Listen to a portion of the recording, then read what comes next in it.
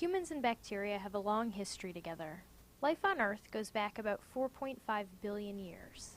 And for the first 2.5 billion years, all there was bacteria. Says Martin Blazer, who's the chairman of the Department of Medicine at NYU Medical School. But bacteria aren't just old, they're abundant too. 60% of the biosphere by weight is bacteria. And humans and bacteria go way back. For at least a billion years, animals have had residential bacterial flora. Since we're a descendant of those early animals, you can say that we've had bacteria living in us for a billion years.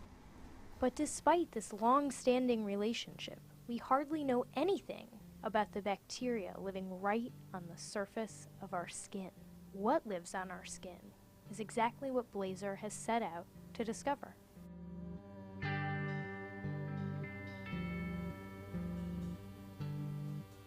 So Blazer and his lab scoured the arms of 6 people. We swab the skin and we harvest DNA from that swab, and we purify the bacterial DNA, and we compare the sequences with what's known in databases. And they found that our skin is crawling with critters.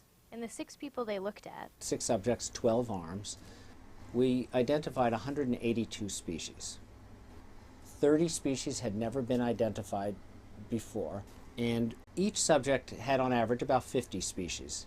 Of those 182 species, we only found 4 species that all 6 people had. Yet, those 4 represented more than 50% of the clones. Then they saw something really interesting. When they looked at these people's arms 10 months later, the species they found were completely different. What does that mean? So it's like New York City. New York City, 8 million people live in New York every day. And we have another 2 or 3 million who commute in. They're regular commuters. But there are 40 million tourists who come to New York each year. Blazer can't say for sure why the tourists come to our skin, or even if they're tourists at all. But how important are these distinctions anyway? We can all imagine the difference between a cat and a hippopotamus.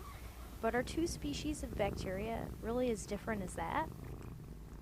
We're not talking kitties and hippos. Imagine that the tree of life has 3 major branches. Imagine the branches look like a big bush. I'm going to tell you about 3 forms of life, and I want you to guess how far apart they are on the bush. One thing is humans, another is corn, and the third is a fungus or a mold. How far are they on that big bush, the tree of life? So here's the bush. They're all this far apart. Almost all the rest is bacteria. The difference between E. coli and bacillus is far greater than the difference between humans and corn. If you're less than thrilled about the idea of playing host to such a rich ecosystem of bacteria, it gets worse. Showering doesn't help. No, it doesn't matter how much you shower. The organism seems to to stay there. Dr. Palino works in Blazer's lab and studies the fungus on our skin. She's trying to understand how fungus is related to skin diseases. This is a plate I generate using a sample of skin from the back, and that's actually my own skin. I use it myself for testing. You see how many things I can find? That's one species of Malassezia, which is this common fungi organism I found in skin samples. And the organisms seem to be present in, like I said, both healthy people or people with skin diseases. Since they find fungus on healthy skin, having these microbiota living on you isn't necessarily bad. We have the idea that a bacteria growing your skin or a fungus growing your skin is going to be a bad thing, right? But in reality, it might even be protecting you against disease. So those organisms, they seem to be part of the regular microbiota. So you don't want to clean that much. And you can't anyways, because they're gonna stay there.